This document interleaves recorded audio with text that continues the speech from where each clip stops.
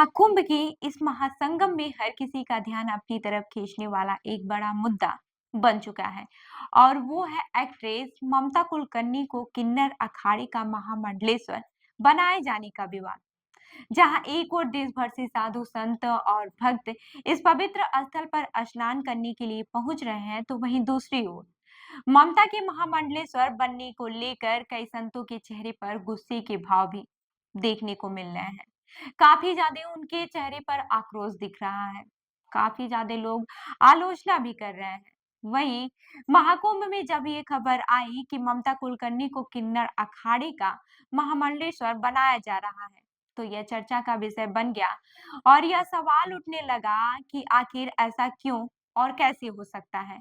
साधु संतों की इस आपत्ति ने समाज में इस मुद्दे को और भी ज्यादा तूल दे दिया है। इनमें से बागेश्वर बाबा यानी कि धीरेन्द्र कृष्ण शास्त्री का बयान भी सामने आया है, जिसमें उन्होंने नाराजगी जताई है। उन्होंने साफ तौर पर कहा कि महामंडलेश्वर बनने के लिए सच्चे संतों की तपस्या और साधना का होना जरूरी है, न कि किसी बाहरी प्रभाव का। आपको बता दें कि इस पर बाबा रामदेव का भी बयान आया था। लेकिन आपको ये बता दें कि जो धीरेन्द्र कृष्ण शास्त्री हैं, इस मामले पर और भी ज़्यादा कड़ी प्रतिक्रिया देते हैं। ये कह रहे हैं, जो साधु संत सच्चे मन से साधना करते हैं, वही इस उपाधि के लायक होते हैं। किसी बाहरी दबाव या फिर प्रभाव के कारण कोई कैसे महामंडलेश्वर बन सकता है।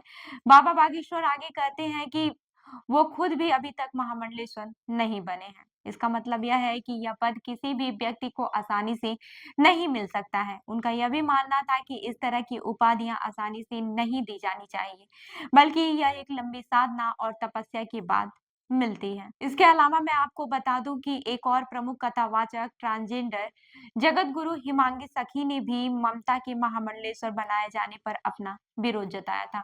उन्होंने यह कहा कि यह सब सिर्फ पब्लिसिटी के लिए किया गया है। ममता कुलकर्णी के अतीत को सभी जानते हैं। अचानक से उनका महाकुंभ में आकर महामंडलेश्वर बनना एक बड़ी हैरान कर देने वाली बात है। हिमांगी सखी का यह भी कहना था कि इस मामले की जांच होनी चाहिए, ताकि यह साफ हो सके कि इस तरह के फैसले किस आधार पर लिए गए हैं। वहीं आपको बता दूं कि ये मामला यहीं तक शांत नहीं होता है और भी बहुत सारे विवाद होते हैं। इस पूरे मामले में एक और दिग्गज सामने आए हैं, जो है योग गुरु बाबा रामदेव।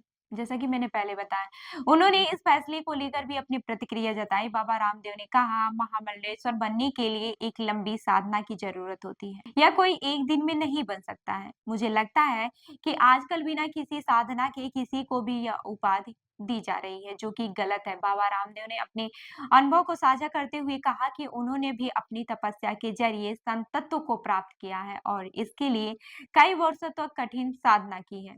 वहीं महाकुंभ में ममता कुलकर्णी के महामंडलेश्वर बनने पर साधु संतों की आपत्ति को लेकर कई सवाल खड़े हो गए हैं। साधु समाज का कहना है कि इस तरह की उपाधि को लेकर ध्यान रखा जाना चाहिए कि क्या वह वाकई उस व्यक्ति के लिए उपयुक्त हो, जिसने जीवन भर की साधना और तपस्या के बाद इसे प्राप्त किया हो। यह एक प्रकार का सम्मान है, जिसे बिना किसी कारण के नहीं दिया जा सकता है। बहरहाल किन्नर अखाड़ा अपनी ओर से यह तर्क दे रहा है कि ममता कुलकर्णी को महामंडलेश्वर बनने का निर्णय समाज के कल्याण के लिए लिया गया है। उनका यह कहना है कि ममता का समाज में एक अलग स्थान है और वह अपने कार्यों के जरिए समाज में जागरूकता फैलाने में सक्षम है।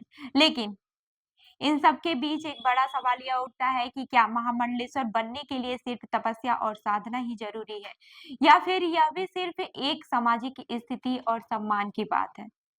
इस पर बहुत से संतों का मानना है कि किसी भी व्यक्ति को समाज के लिए कल्याण के लिए इस उपाधि की आवश्यकता हो सकती है, लेकिन यह किसी बाहरी प्रभाव से नहीं, बल्कि उनकी साधना और तपस्या से ही मिलनी चाहिए। महाकुंभ में ममता के महामंडलेश्वर बनने का मामला अब एक गर्मा गर्मी के विवाद में बदल चुका है। साधु संतों और योग गुरुओं का कहना है कि इस तरह के फैसले संतों के असली मूल्यों को हानि पहुंचा सकता है। इसके साथ ही उन्होंने यह भी कहा कि समाज को ये समझने की जरूरत है कि किसी भी धार्मिक पदवी का मिलना कोई मामूली बात नहीं है और इसे किसी प्रभाव के तहत नहीं दिया जाना चाहिए। इस विवाद ने महाकुंभ की धार्मिक भावनाओं को भी प्रभावित किया है। लोग अब यह सवाल उठा रहे हैं कि क्या इस पवित्र स्थान को धार्मिक संस्कार और तपस्या की जगह बनाना चाहिए या फिर इसे राजनीतिक और सामाजिक प्रभाव से संचालित किया जाना चाहिए? वहीं अब यह देखना है कि इस पूरे मामले पर आगे क्या होता है। क्या किन्नर अखाड़ा अपने फैसले पर कायम रहता है या फिर साधु संतों और योग गुरुओं के विरोध के बाद से इसमें कोई बदलाव आता है? यह सवाल समाज के सामने है और इस पर आने वाला समय ही जवाब देगा।